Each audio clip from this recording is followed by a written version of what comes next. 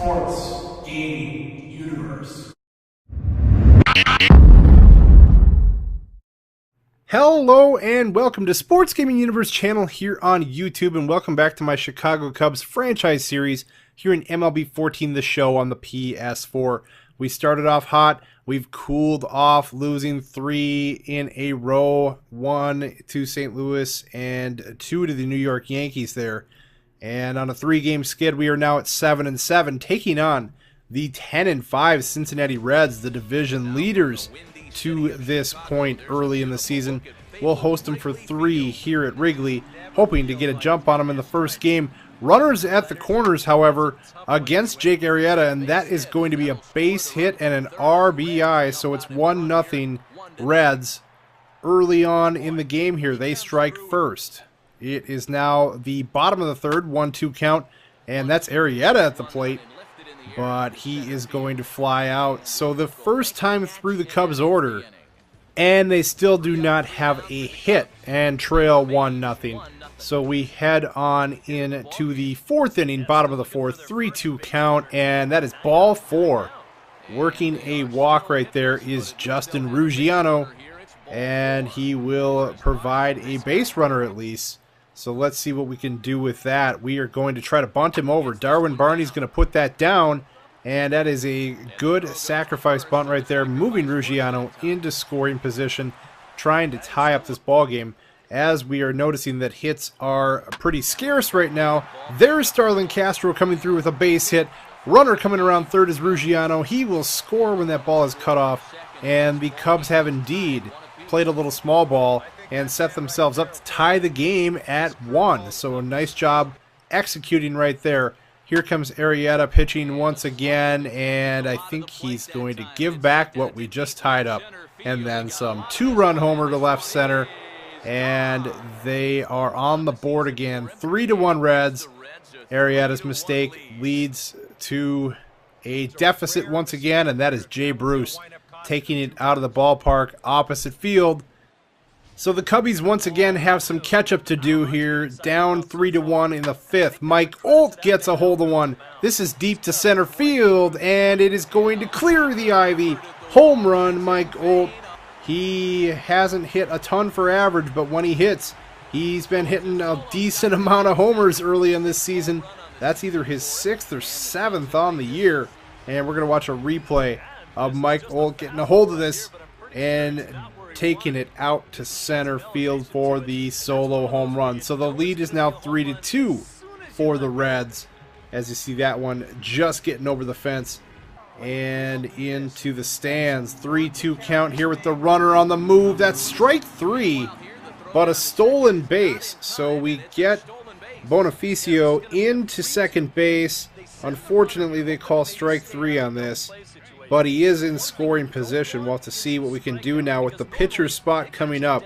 You can expect a pinch hitter, and it's going to be early season disappointment Nate Scherholtz. He's not hitting a lot. He's hitting under 200 right now, and therefore is on the bench, but we're going to call on him to pinch hit here, and he gets a hold of this to left center field. It's going to be off the fence and score a run.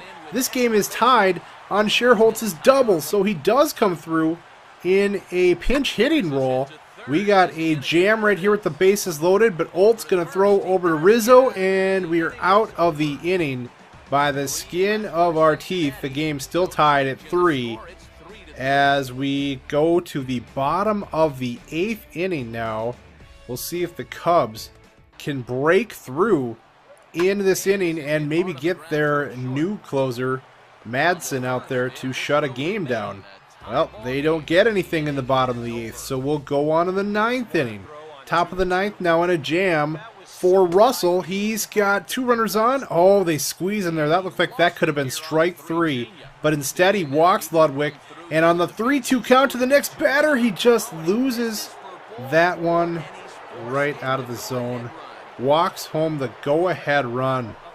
Oh, I think he was still a little bit rattled from what he thought was strike 3 to the previous batter. But in any case, that is not good.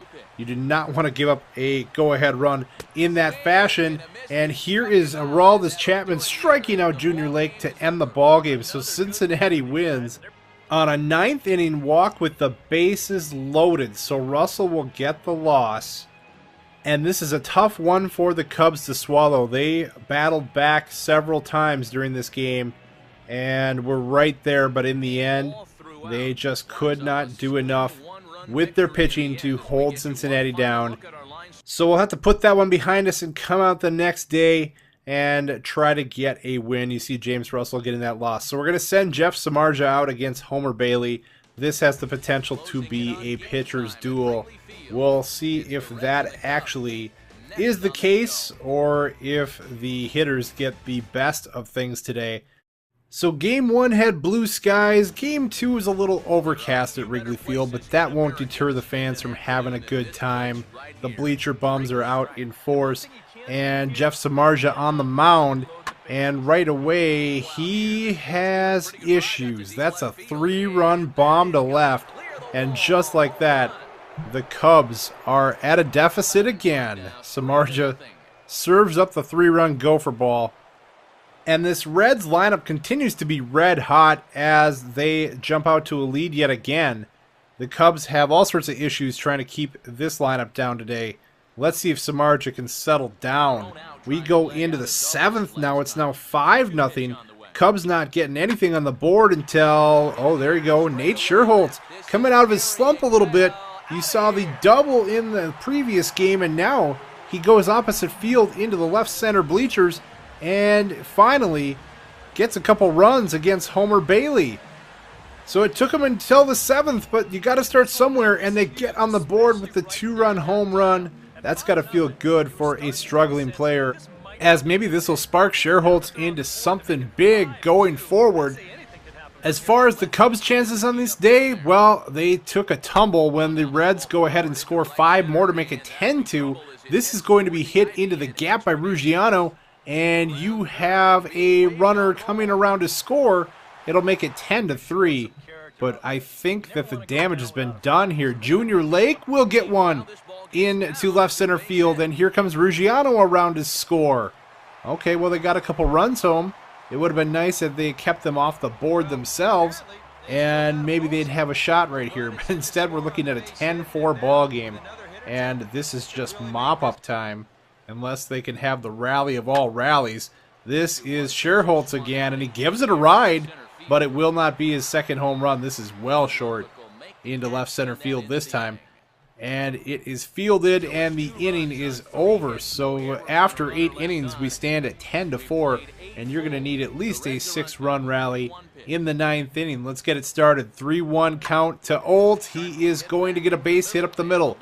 Bounces right through the infield and out into center field, so at least you've got a runner on. Here is Wellington Castillo, and he's going to take a close one there for a ball.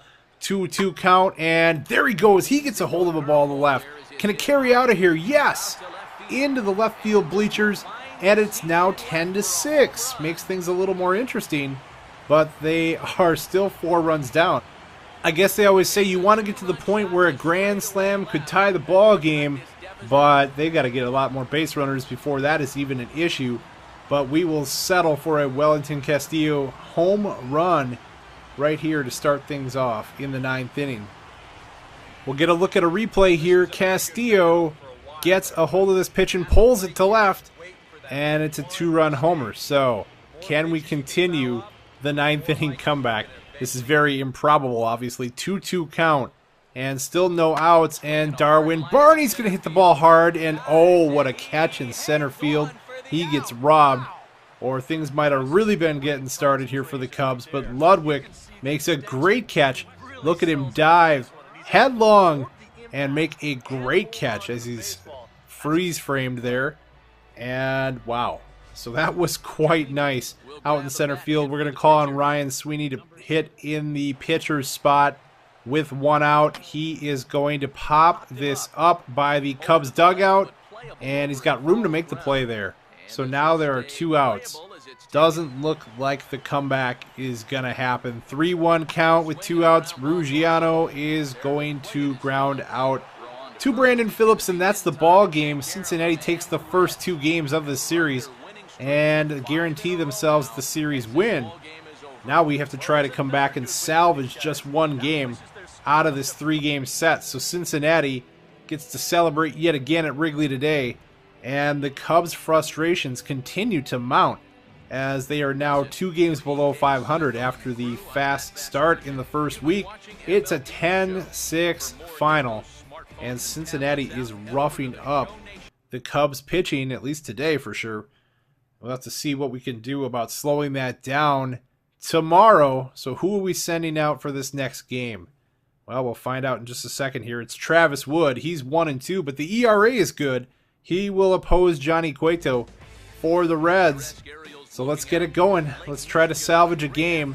Hey, maybe we can get our closer in for once here now. We've had Madsen up since the last game in New York, but he has not had an opportunity to make a save yet.